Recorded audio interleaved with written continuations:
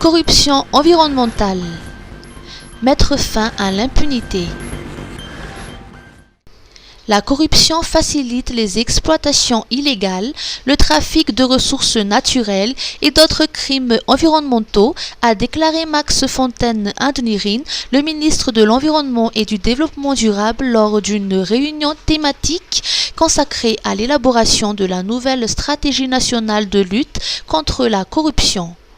Le ministre a souligné l'importance de mettre un terme à l'impunité. Écoutons ses explications.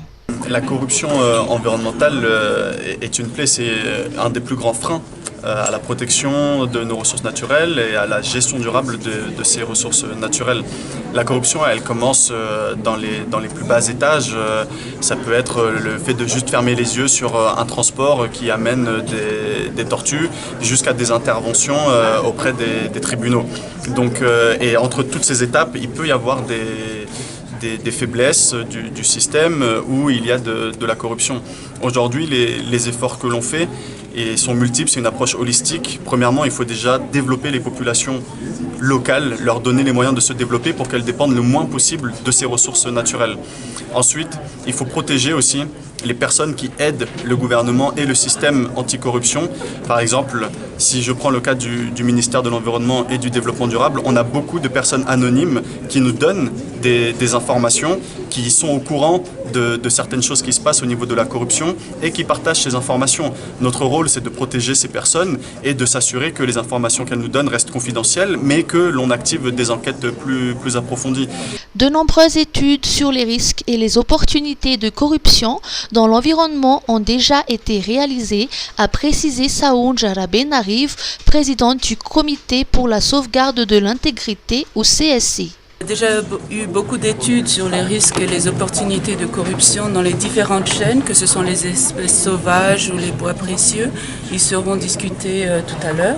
On sait aussi, il y a quelques semaines, il y avait un forum national du projet TNRC où il y avait déjà des débuts de recommandations, mais on veut aller un peu plus loin et vraiment discuter de la concrétisation de ces recommandations. Mais c'est un secteur très bien étudié et tout à l'heure il y aura des exposés sur les risques et les opportunités dans le domaine. C'est un des secteurs qui est le plus étudié, je pense, avec le plus de statistiques. Et comme on disait, effectivement, c'est en partie parce que Madagascar a toute cette biodiversité, mais aussi parce que c'est un trafic carrément transnational, international, qui est en jeu avec des réseaux, comme disait Monsieur le ministre, très organisés, avec des moyens. La nouvelle stratégie nationale de lutte contre la corruption est en cours d'élaboration.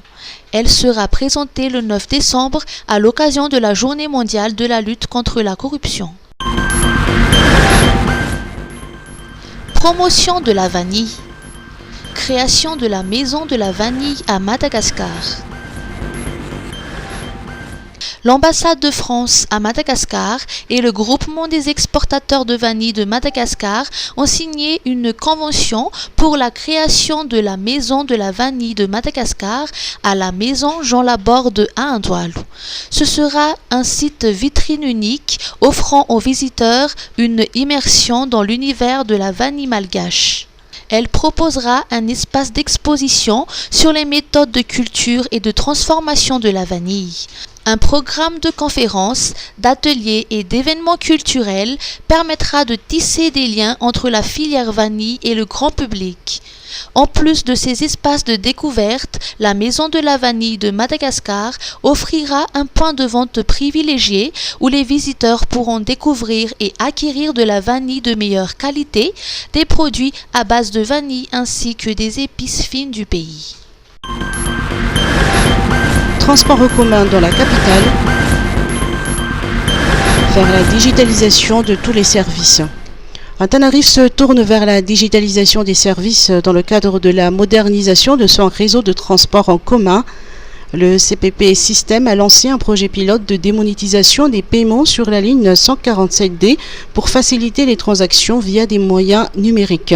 L'objectif est de rendre le transport public plus accessible, plus sûr et plus efficace pour les habitants. L'opérateur Airtel Money se positionne comme facilitateur de cette transformation. Avec son système de paiement mobile, les usagers peuvent désormais utiliser le téléphone pour payer leur trajet en taxi B. Cette solution éliminera les problèmes liés à la gestion de la monnaie, comme le manque de billets ou les erreurs dans le rendu des billets.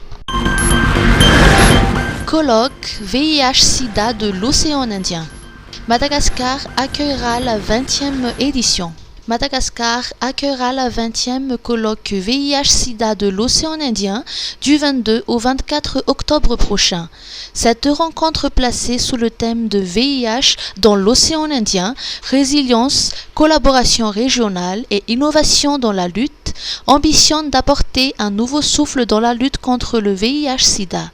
Ce colloque arrive à point nommé dans la mesure où l'ONU-SIDA a averti en début d'année que les lacunes en matière de prévention sont à l'origine de nouvelles infections dans les pays de l'océan Indien.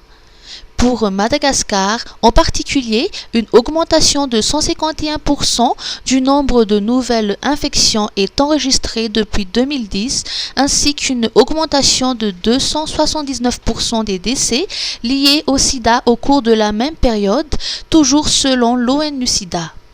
Par ailleurs, seuls 18% des quelques 70 000 personnes vivant avec le VIH à Madagascar avaient accès à un traitement en 2022, tandis que 3 200 personnes sont décédées de maladies liées au sida.